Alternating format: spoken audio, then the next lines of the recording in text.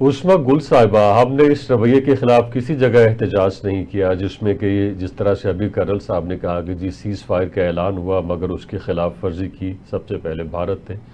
और उसके बाद जब मोदी ने अपनी स्पीच की है, अपनी कौम से खिताब किया है, तो उसके अंदर भी ये कहा कि ऑपरेशन सिंदूर अभी ख़त्म नहीं हुआ है और हम चैन से नहीं बैठेंगे, हम बदला लेंगे।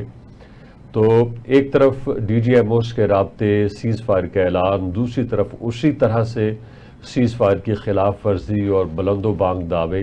पाकिस्तान इस सूरत में क्या कर सकता है, क्या करना चाहिए था ताकि उनकी जो ये मूव है उसको भी पूरी दुनिया के सामने रखे और उसे एक्सपोज करे, जिस तरह से कि वॉर के दौरान पाकिस्तान ने उनकी जितनी भी चालें थी उनको एक्सपोज किया। मैं अगर आवाज आ रही है आपको? जी आपकी आवाज़ आ रही हेलो। है। जी आपकी आवाज़ आ रही है। देखिए, सबसे पहले तो हमें ये बात समझने की जी हाँ हाँ, हमेशा ये बात समझने की जरूरत है कि ये हमेशा ही ऐसे करते हैं। इन्होंने हमेशा जिस भी वक्त आया कभी भी ये भाग पड़े, जाके कभी इन्होंने अमेरिका के हाथ पैर जोड़े, कभी ब्रिटिश लोगों को बुलाया, बीच में इन्वॉल्व किया। अब इस दफा तुर्किया को भी, जापान को भी और सऊदी अरेबिया को भी बीच में राजी करने की कोशिश की। तो ये इनका पुराना वतीरा रहा है कि जब भी ये मार खाते हैं तो ये फौरन पैंतरा बदल ठीक लेते हो हैं, गया। और it is just a tactic जो इन्होंने यूज किया है।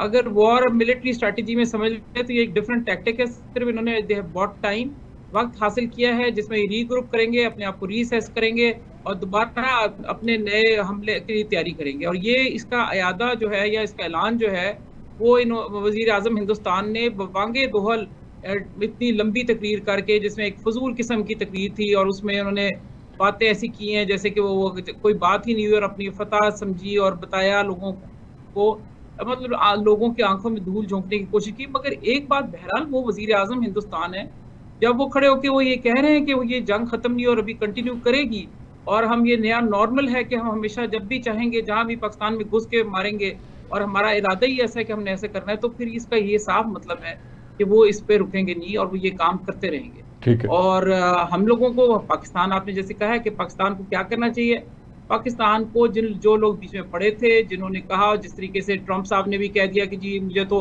दोनों की तरफ से था, मैंने तो करवाया और मैं पता नहीं ट्रेड का धमकी दे दी और उस पर लोग डर गए, कांपने लगे इनसे। ये सब बातें हैं, इन्हीं की ईमा के ऊपर ये काम शुरू हुआ था और इन्होंने ही टाइम लेके दिया है। इनके बकायदा जहाज C-17 ग्लोब मास्टर्स जो है वो सामान लोड कर करके तमाम मिलिट्री इक्विपमेंट लेकर आ रहे हैं, इजरायली लोग उनके यहाँ पास जाके बैठ रह रहे हैं और उनको ट्रेन कर रहे हैं। तो ये कैसी बातें हो रही हैं? हमें इन लोगों को बीच में अभी खींचने की जरूरत है। उनसे कहना चाहिए कि आपने कमिटमेंट दी थी, आप अपनी कमिटमेंट से वायलेट कर रहे हैं, तो लिहाजा हमारे पास सेकंड थॉट का टाइम नहीं होगा। व्हाट ठीक। इफ, जो सबसे अहम बात है, और मेरा ख्याल है कर्नल साहब इस बात को बहुत अच्छी अहमियत समझते होंगे, कि अगर ये आज तो जितने हैं नॉन न्यूक्लियर उन्होंने मिसाइल मारे हैं, ब्राह्मोस वगैरह, और हमने डाइवर्ट भी की है अल्हम्दुलिल्लाह, मगर व्हाट इफ कि ये कोई न्यूक्लियर वॉर हेड कैरी कर आए?